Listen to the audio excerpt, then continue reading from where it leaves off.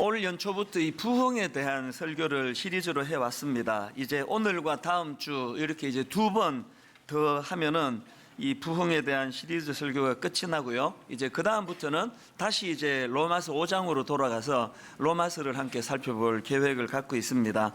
제가 오늘 설교 제목을 이 부끄러움을 안다는 것, 이렇게 제목을 잡아보았는데요. 이 부끄러움을 안다는 것하고 부흥이 그 무슨 연관이 있는지 이제 이 말씀을 좀 이제 풀어나가 보려고 합니다. 최근에 그 윤동주 시인의 일대기를 그린 동주라는 제목의 영화가 이제 개봉이 됐는데요. 저는 그 영화를 보면서 내내 참 마음이 무겁고 아팠고 맨 그 끝부분인 것 같은데요. 거의 마지막 장면에 이제 윤동주 시인이 젊은 나이에 옥사하기 전에 이제 그 일본 순사가 그 무슨 그 서류에 서명하라고 강요하는데 그거를 거부하면서 던지는 그 한마디 말이 오래 마음에 그 여운으로 남았습니다. 윤동주 시인이 이런 말을 합니다. 이런 시대에 태어나 시인으로 살고자 했던 나 자신이 부끄럽다. 그러면서 그 오열을 터뜨리는 그런 장면인데요. 사실 그 윤동주 시인의 시를 보면은 그런 그 일제강점기라는 부끄러운 시기에 시인으로 활동한 자기 자아에 대하여 많은 그 부끄러움을 토로하는 그런 내용들이 참 많이 나옵니다. 윤동주 시인이 쓴 쉽게 씌어진 시라는 제목의 시에 보면은 이런 내용이 나옵니다. 나는 무엇을 바라? 나는 다만 홀로 침전하는 것일까? 인생은 살기 어렵다는데 시가 이렇게 쉽게 쓰여지는 것은 부끄러운 일이다. 저는 또 이제 목회를 하고 또 사람들 앞에 이제 설교를 하고 하다가 보니까 이런 윤동주 시인이 느꼈다는 너무 세상을 쉽게 그냥 설교하고 이렇게 사는 것에 대한 부끄러움이 뭔지를 좀 알 것 같아서 윤동주 시인의 그 내면 세계가 좀 읽혀지는 것 같습니다. 그런 마음으로 그 영화를 보고 나니까 제가 이 집으로 돌아가는데 마음이 많이 좀 우울하더라고요. 왜냐 하니까 일제 강점기가 사회적으로 시대적으로 우울하고 암흑기였다면 목회하는 제 입장에서 오늘 이 시대야말로 영적인 암흑기 아닙니까? 예수님의 이름이 조롱을 당한 지는 오래됐고요. 주님의 핏값으로 사신 교회가 세상에 불신을 당하고 우스갯거리가 되고 한 지도 오래된 거 아닙니까? 주의 복음을 전하는 목회자 입장에서 누구보다도 사람들에게 정직하다, 진실하다 이런 평가를 받아야 되는 목회자들이 세상 바깥에서 불신당하는 것은 말할 것도 없고 이제는 교회 안에서조차도 그 목사는 믿을 존재가 아니라고 그냥 말만 잘하는 존재라고 그렇게 인정을 받지 못하는 이 참 가슴 아픈 현실이 너무 부끄럽고요. 또 윤동주 시인을 보면서 이렇게 부끄러운 현실을 제가 별로 부끄러워하지 않는 것 같아서 그게 또 부끄러웠습니다. 이런 맥락에서 저는 한참 동안을 이 부끄러움이라는 단어를 마음에 담고 되뇌이곤 했는데요. 이 부끄러움이라는 단어를 되뇌이던 그 즈음에 이 부끄러움과 관련한 아주 대조적인 두 이야기를 제가 보고 들었는데요. 이 부끄러움과 관련된 첫 번째 이야기는 김수환 추기경과 관련된 이야기입니다. 김수환 추기경이 1969년도에 우리나라 최초의 추기경으로 선출되지 않습니까? 그랬더니 이제 천주교 신자들 중에 사업하시는 분들이 힘을 모아가지고 캐딜락을 선물을 했답니다. 그래서 한동안 캐딜락을 이제 자가용으로 타고 다녔나 봅니다. 그런데 어느 날이에요. 이제 그날도 캐딜락을 타고 이제 가는데 옆에 수녀가 같이 탔는데요. 옆에 있던 수녀가 이제 농담을 한 이야기겠죠. 우스갯소리처럼 이런 말을 했답니다. 추기경님, 이런 고급 차를 타고 다니시면 길거리에 사람 떠드는 소리도 안 들리고 고약한 냄새도 안 나겠네요. 그냥 농담처럼만 가벼운 이야기인데요. 그날 이 추기경에게 있어서 수녀님의 한마디 말이 마치 자기 뒤통수를 망치로 그렇게 때리는 것처럼 충격이 됐답니다. 그 수녀의 그 한마디 말을 듣고 이 김수환 추기경이 뭘 부끄럽게 자각을 했느냐 하면은요, 아, 나도 모르게 내가 지금 귀족이 되어 있구나, 그런 가슴 아픈 자각을 하고 그 타던 캐딜락을 선물 준 분들에게 되돌려 드렸답니다. 그리고 마음으로 이분이 결심했답니다. 평생에 다시는 고급 차는 타지 않겠다. 이게 부끄러운 거 관련한 참 좋은 인상을 준 이야기고요. 그런가 하면 또 하나, 이 좀 부정적인 의미에서의 부끄러운 거 관련된 이야기를 제가 영화로 봤는데요. 이것도 그 카톨릭 교회에서 일어난 일입니다. 2001년도 미국 보스턴에서 있었던 실화라고 하는데요. 그 스포트라이트라는 영화가 이제 이 실화를 가지고 만들었는데, 이 영화는 보스턴 지역에서 오랫동안 은폐해오던 이 천주교 사제들의 아동 성추행 문제, 이거를 이제 보스턴의 어느 지역 신문사에서 이제 특종팀에서 이 은폐된 성추행 문제를 이제 밝혀내는 과정을 담은 영화예요. 그 영화는 이제 실화를 바탕으로 했으니까요. 그 실제 그 사건의 주인공으로 알려진 가이건 신부라는 사람이 있는데, 이 가이건 신부가 무려 30년에 걸쳐서 이 130명의 어린이들을 성추행하는 그 믿기 어려운 그런 파렴치한 짓을 저질렀다는 겁니다. 저도 그랬고 아마 여기 대부분의 분들이 이런 이야기를 들으면 딱 이런 질문이 들 거예요. 아니, 어떻게 성직자가 어쩌다가 한번 실수하는 것도 용납이 안 되는데 어떻게 30년에 걸쳐서 그런 짓을 계속할 수가 있느냐, 그러니까 이런 질문이 당연히 드는 거 아닙니까? 그런데 여러분, 저는 그 영화의 한 장면에서 이 질문에 대한 답을 찾았습니다. 그 영화에 보면은 이제 기자들이 어린이 성추행한 그 사제들을 이제 찾아 나가는 인터뷰 취재하는 그 과정인데요. 성추행 혐의를 받고 있는 한 노 신부를 이제 기자가 찾아가서 이제 취재를 합니다. 그런데 제가 보니까 그 노 신부가 너무 쉽게 그 혐의를 시인하는 거예요. 자기 성추행했다는 거예요. 너무 쉽게 그렇게 하는 그게 참 의아했는데, 가만히 그걸 보니까 그게 어떻게 가능했느냐, 이 노신부가 막 계속 주장하는 게 뭐냐 하면은 자기는 그것밖에 안 했다는 거예요. 난 성추행밖에 안 했다, 난 그것보다 더 악한 거, 그것보다 더 나쁜 거 난 안 했다, 이걸 막 계속 강변하는 거예요. 제가 그거를 보면서 어떻게 성직자가 30년 동안 이런 상상할 수 없는 짓을 저지를 수가 있느냐. 사람이요, 부끄러움을 잃어버리면 이렇게 괴물 비슷하게 되어 간다는 거예요. 이미 성직자로서 아동 성추행 자체가 더 이상 이게 더 나쁜 죄가 없다는 만큼 그게 천인공노할 짓인데, 자기는 뭐 제가 그 대사를 메모를 안 해서 잘 인용하는지 모르겠습니다만 뭐 이런 식이에요. 나는 성추행했지만 성폭행은 안 했다. 이미 성추행 자체가 성직자가 해서는 안 되는 일 아닙니까? 저는 그 영화를 보면서 지금 뭐 신부님 얘기를 하자는 게 아니고요, 제가 목사니까 같은 길을 걷는 입장에서 내게는 그런 모습이 없는가. 모든 성도들이 지금 우리 목사님 저러면 안 되는데 생각하는데, 내 편에서 부끄러움을 잃어버리면 아니 뭐 목사는 인간 아닌가? 뭐 온 세상이 다 그렇게 사는데, 이 부끄러움을 잃어버리면요, 모든 사람들이 수치고 부끄럽게 생각하는 걸 30년 동안 자행하고도 부끄러움을 모를 수 있다는 겁니다. 여러분은 어떠세요? 저는 그 영화를 보면서 참 많은 생각을 했는데요.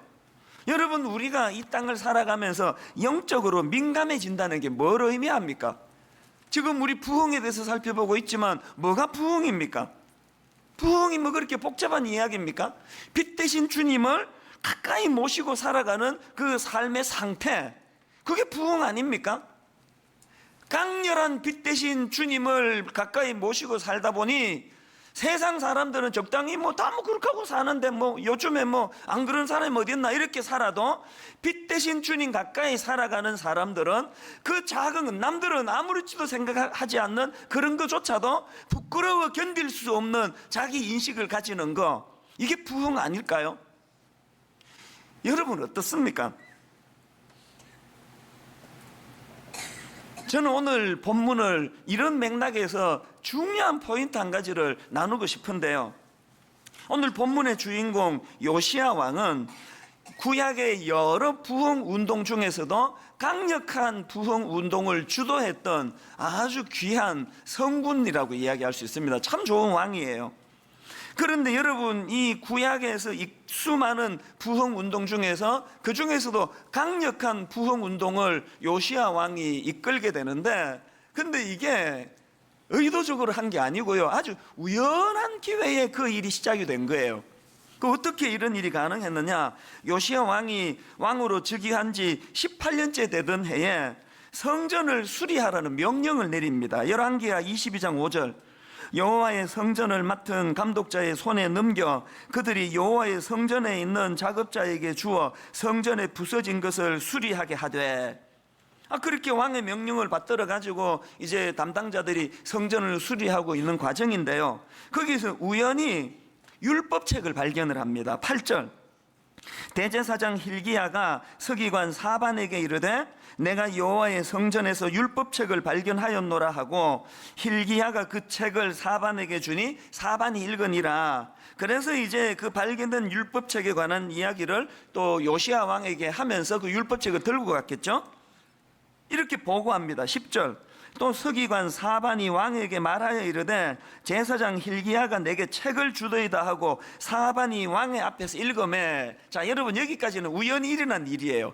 의도적으로 개혁을 하려고 한 게 아닌데, 이렇게 우연히 성전에서 발견된 그 율법책을 가지고 왕에게 가서 읽으니까 왕의 반응이 격렬합니다. 11절, 왕이 율법책의 말을 듣자 곧 그의 옷을 찢으니라.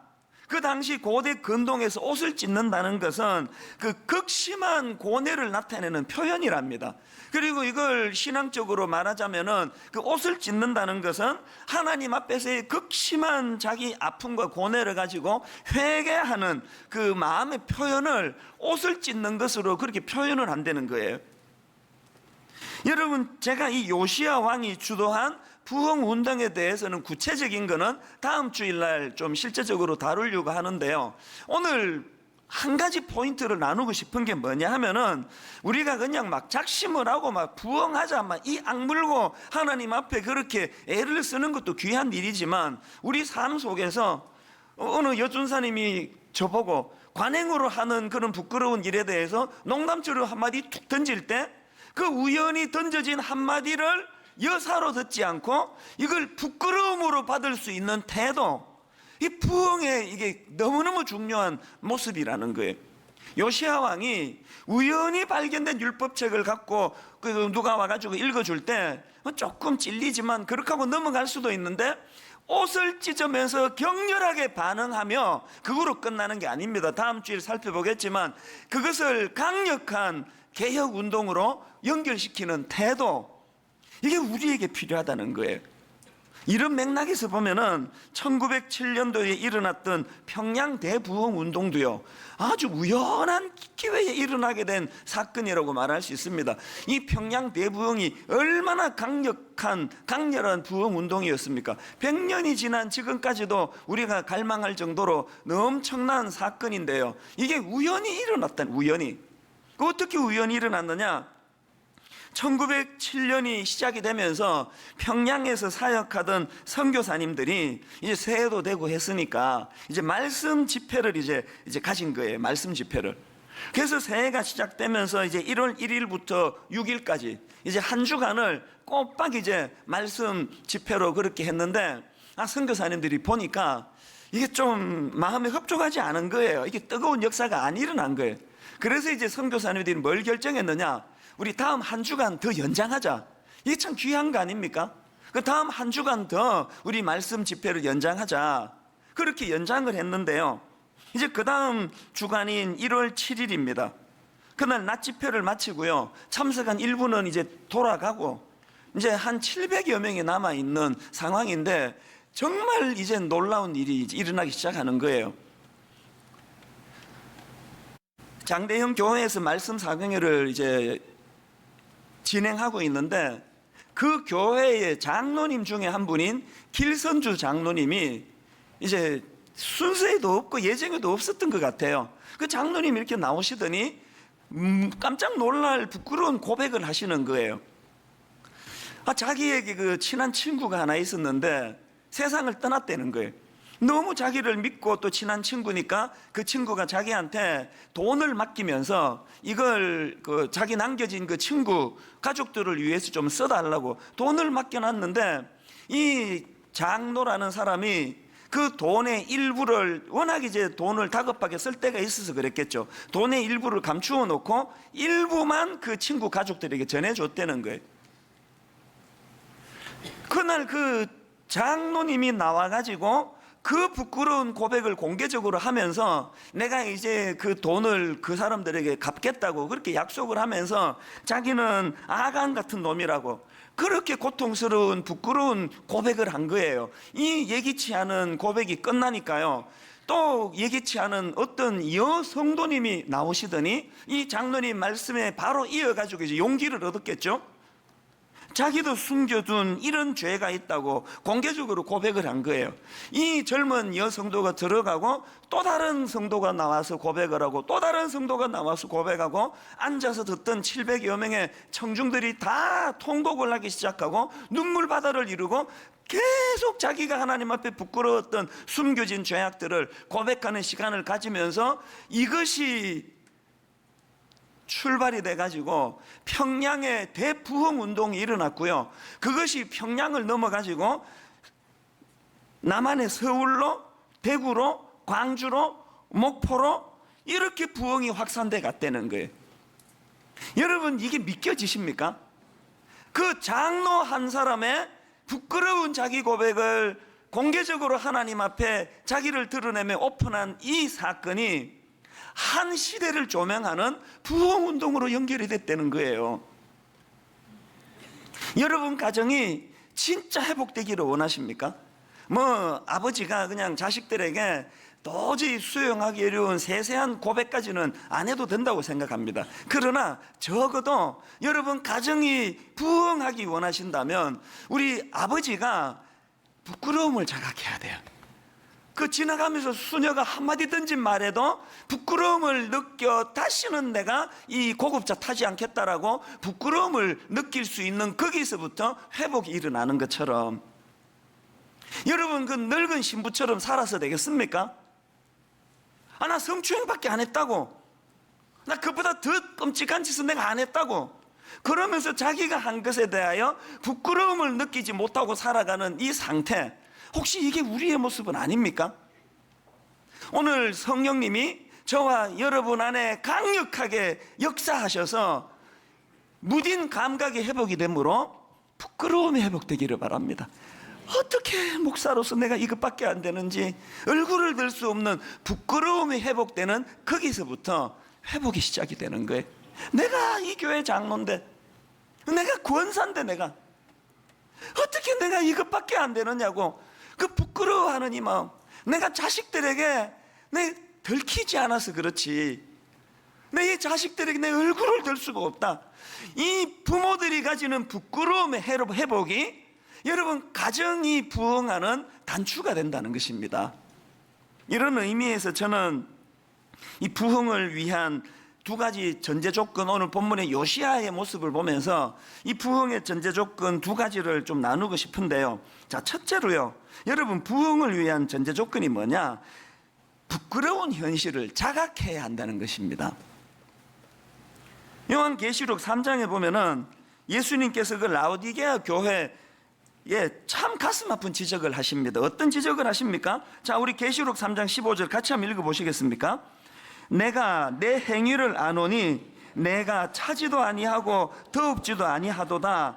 내가 차든지 더웁든지 하기를 원하노라. 주님이 라오디게아 교회의 문제점을 이렇게 지적하시고는요, 그 원인을 이렇게 분석하십니다. 17절을 보십시오.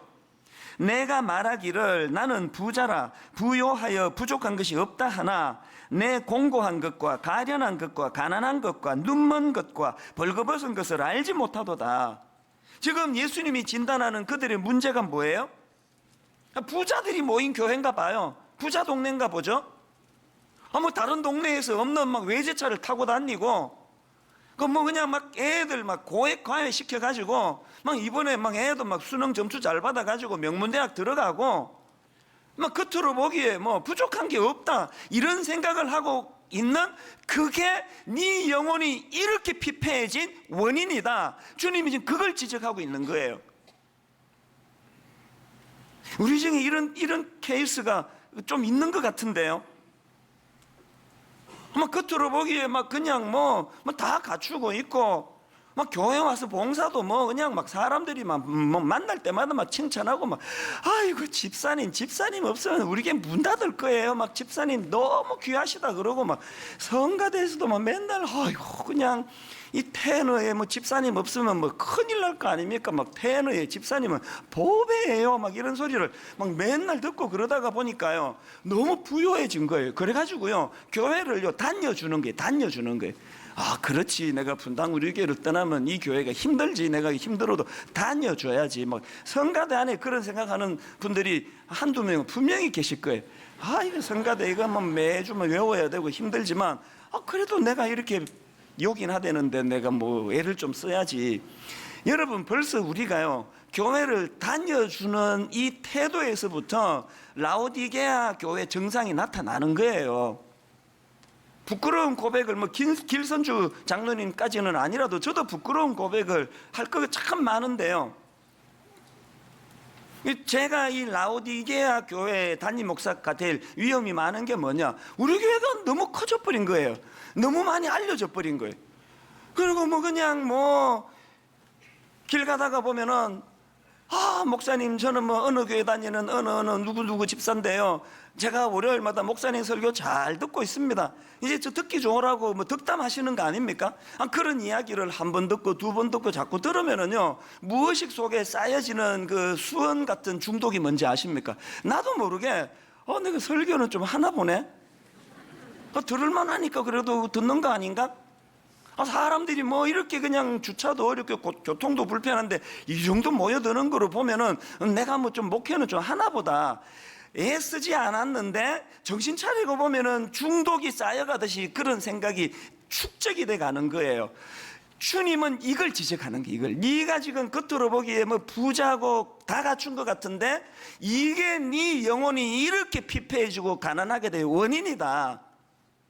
오늘 우리 중에 그런 분 좀 계실 텐데요, 조금 계시면 한국 교회가 이렇게 타락하겠습니까?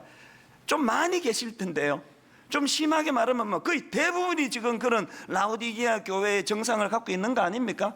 마음이 막 부요해가지고 나는 오늘 은혜 받지 않으면 죽는다, 나는 막 오늘 주님만 막 그 여인처럼 막 주님께 내가 오늘 은혜를 구해야 되겠다, 이런 마음은 별로 없고 뭐 교회는 늘 가는 거고 뭐 나는 뭐 제법 갖춘 사람이고 하여튼 저것들이 문제야. 저 졸고 있는 저것들이 문제라고.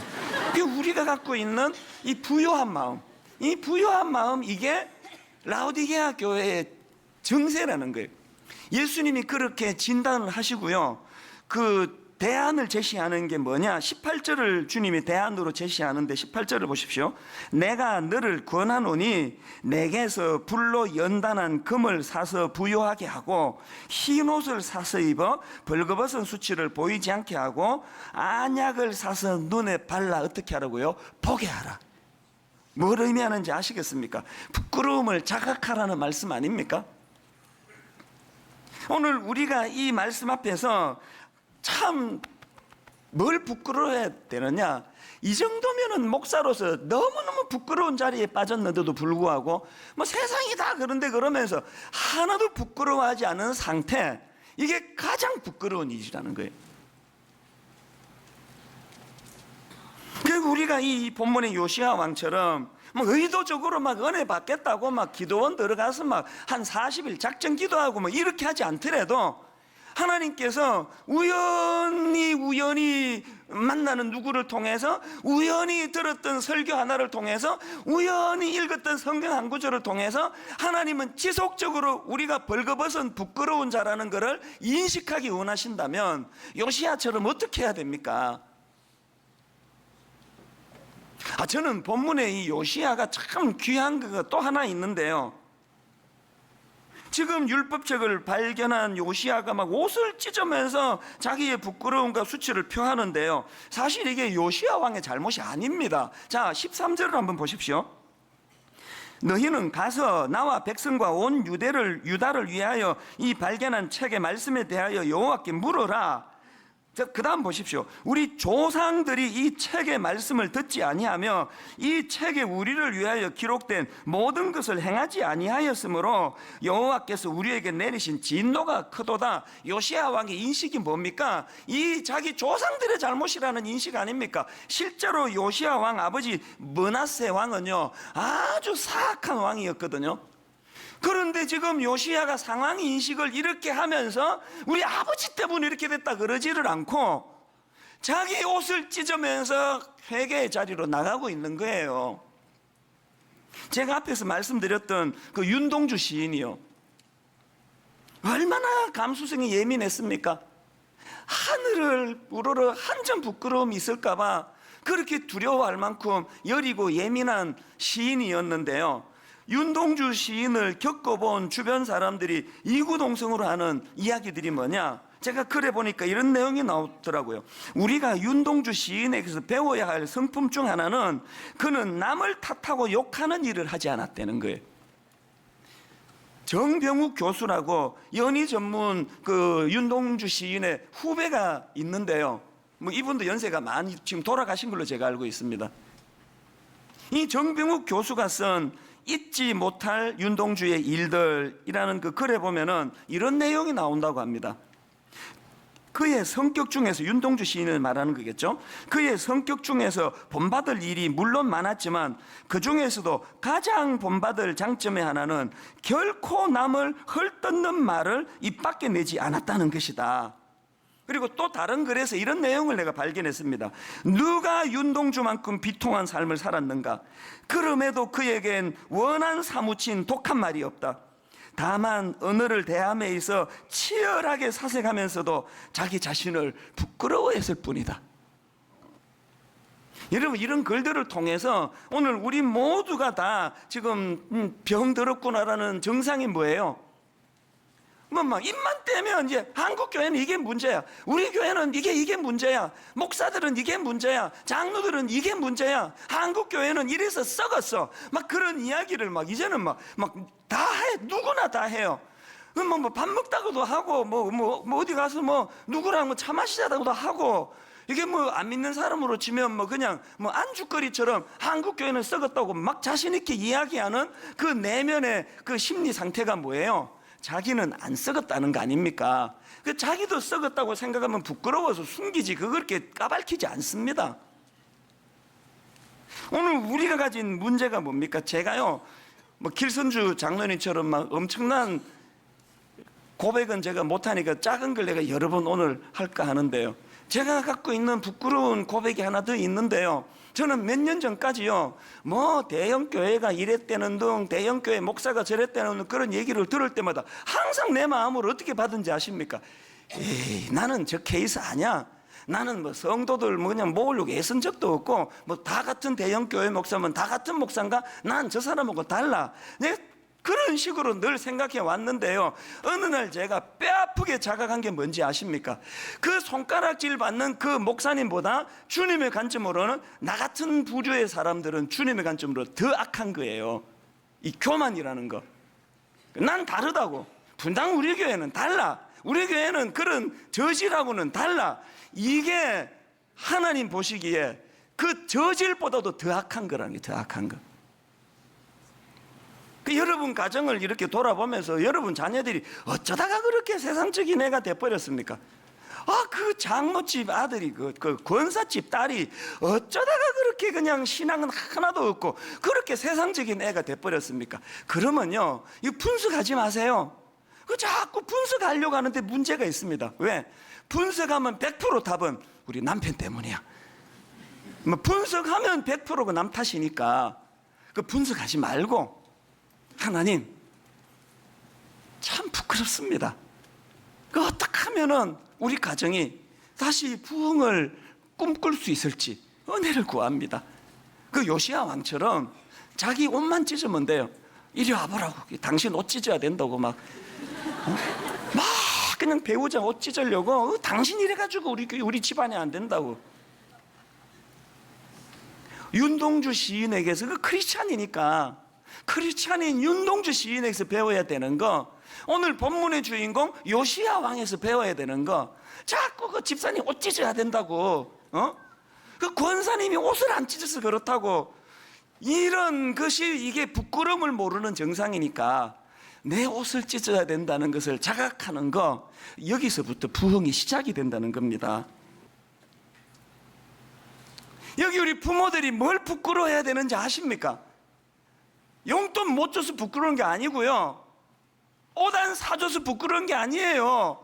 이 아들이 나 쏙 빼닮은 내 아들인데 왜 이 아들이 내 영향을 안 받고 이 엄난한 사이트 영향을 받느냐고. 왜 이 딸이 이 엄마 영향을 안 받고, 왜 이 썩어 빠진 이 말도 안 되는 이 세상에 영향을 받고 있느냐고요. 우리가 자식들 지금 밥 먹여주는 것 말고 무슨 영향을 미칩니까? 이 부끄러운 일 아닙니까? 목사가 무슨 먹고 성추행해야만 부끄러운 목사입니까? 도대체 이 세상에 아무런 영향력 행사하지 못하는 내 자신이 너무 부끄러운 거예요. 내 이럴 것 같으면 뭐하러 내가 미국에서 나왔냐고. 그냥 슈퍼마켓이나 하고 살지 그냥. 이 부끄러운 거예요. 근데 여러분, 우리의 신앙은요, 항상 이렇게 부끄러움으로 시작하지만 부끄러움으로 끝나는 신앙이 아니에요. 금요일 날 내가 이렇게 부끄러움으로 시작했지만 이 부끄러움을, 십자가 내 대신 부끄러움을 대신하신 주님 앞에, 복음 앞에 갖고 나갈 때 용기를 얻는 거예요. 아직 희망이 있다. 오늘도 너무너무 순결하고 순수한 너무 많은 우리 예수 믿는 아이들이 있는데 지금이라도 정신 차리자. 담임 목사, 저 정신 차리려고 은혜를 구할 거니까요, 여기 우리 아버지들 부끄러움을 회복하는, 우리 어머니들 부끄러움을 회복하는 여러분 되시기를 바랍니다. 너무너무 부끄러운 내 모습, 그래서 부끄러움을 대신 져주신 예수님의 십자가 앞으로 하나님, 내 가정을 맡기겠습니다. 내 자식들 맡기겠습니다. 요즘에 자꾸 이 찬양을 부르게 되는데요, 이번에도 설교 준비하면서 주여 우린 연약합니다, 우린 오늘을 힘겨워합니다. 여러분, 이 찬양의 앞부분의 그 부끄러움하고, 그래서 이 찬양의 뒷부분에 주님의 복음의 능력을 붙잡는 그 담대함하고를 한번 대조해서 이 찬양을 보시면 좋겠는데요, 여러분 이 찬양 같이 부르실 때 하나님 앞에 이 은혜를 구하면서 찬양하기 원합니다. 우리 이렇게 찬양하시겠습니다. 우리 주 예수 그리스도의 은혜와 하나님 아버지의 다함없는 사랑과 성령님의 감동, 감화, 위로, 교통, 충만하심의 역사가, 내 모습이 너무 부끄러워 주님 앞에 탄식하며 고백하며 불쌍히 여겨달라고 기도하는 성도님들을 만나주시고 찾아주시며, 대신 부끄러움 십자가로 가신 주님, 우리를 보듬어 안아 주실 것을 믿으며 확신하며 그 주님 앞으로 나아가기로 다짐하며 예배하는 모든 주의 자녀들 머리 위에 지금부터 영원토록 함께 하시기를 간절히 축원하옵나이다. 아멘.